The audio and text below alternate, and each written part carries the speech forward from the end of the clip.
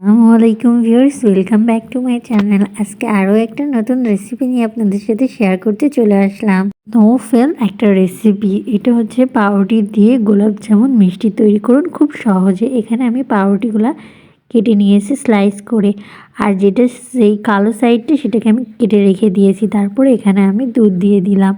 এবার দুধ দিয়ে এই পাউরুটিকে ভালোভাবে মিশিয়ে নিতে হবে। খুব সুন্দরভাবে আলতোভাবে পুরা পাউরুটিতে যাতে দলা পেকে না থাকে সেইভাবে পাউরুটিকে ভালোভাবে এই পাউরুটির সাথে দুধটাকে মিশিয়ে নিতে হবে আস্তে আস্তে করে।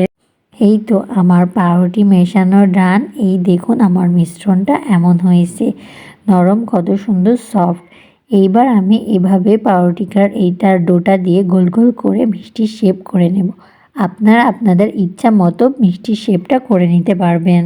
আমি এখানে আমার মোট 11টা মিষ্টি হয়েছে। এইভাবে আমি সবগুলা মিষ্টি বানিয়ে নিয়েছি।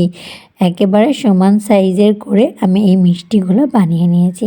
আর খুব সহজে এই রেসিপিটা আপনারা বাসায় তৈরি করতে পারবেন, কোনো রকম ফেল হবে না। এইবার আমি এই মিষ্টিগুলোকে কড়াইয়ের উপর তেল গরম করে নিয়ে ডুবো তেলের উপরে এই মিষ্টিগুলোকে আমি ভেজে নেব।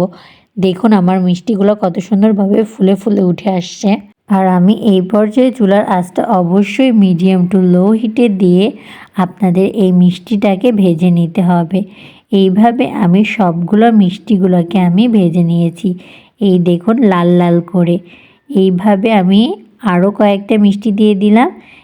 দিয়ে আমি মিডিয়াম টু লো হিটে এই মিষ্টিগুলোকে ভেজে নেব।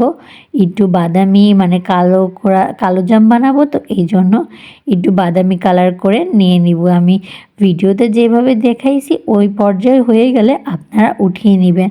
আর বেশি একটা মানে কালো করতে যাবে না, তাহলে কিন্তু মিষ্টিটা পুড়ে যাবে। এই তো আমার মিষ্টিগুলো হয়ে গেছে। এবার আমি একটা স্টেনারের সাহায্যে এই মিষ্টিগুলোকে উঠিয়ে নিলাম। আর আমি এক সাইডে তার পাশের চুলায় আমি এই শিরাটা তৈরি করে নিয়েছিলাম। এই দেখুন আমি এখানে 1 কাপ পরিমাণের পানি দিয়ে দিলাম আর দিয়ে দিব চিনি।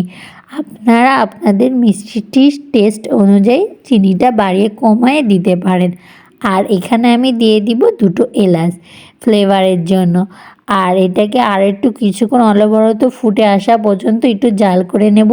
যখন এরকম ফুটে আসে তখন আমি এর মধ্যে লেবুর রস অল্প একটু দিয়ে দিব। দিয়ে দিলে এই শিরাটা একদম পারফেক্টভাবে হয়ে যাবে মিষ্টিতে দেওয়ার জন্য। এই তো আমার শিরাটা হয়ে গেছে। এই পর্যায়ে আমি একটা বাটিতে এই গরম শিরাটা ঢেলে নেব। আর যেই আমি মিষ্টিটা ভেজে রেখে দিয়েছিলাম ওই মিষ্টিটা এবার আমি এখানে দিয়ে ঢেকে দেবো। 1 ঘন্টা পর আমি এই মিষ্টিটাকে সার্ভ করে আপনাদের সামনে দেখাবো। যদি আমার চ্যানেলটাকে ভালো লাগে অবশ্যই লাইক কমেন্ট শেয়ার সাবস্ক্রাইব করে আমার পাশে থাকবেন। এই তো আমার মিষ্টিগুলো আমি 1 ঘন্টা পরে ফিরে আসছি। আর আপনাদের হাতে যদি সময় থাকে সারা রাতের জন্য রেস্টেও রেখে দিতে পারেন এই মিষ্টিটা। এই তো এবার একটা পিরিচে আমি একটা মিষ্টি নিয়ে নিলাম। এবার আমি কেটে দিলাম। দেখুন কতটা পারফেক্টভাবে এই মিষ্টিটা হয়েছে আর কতটা রসের টইটুম্বর না। একবার হলেও ট্রাই করবেন। আর যদি ভালো লাগে অবশ্যই লাইক কমেন্ট শেয়ার সাবস্ক্রাইব করে আমার পাশে থাকবেন। আল্লাহ হাফেজ।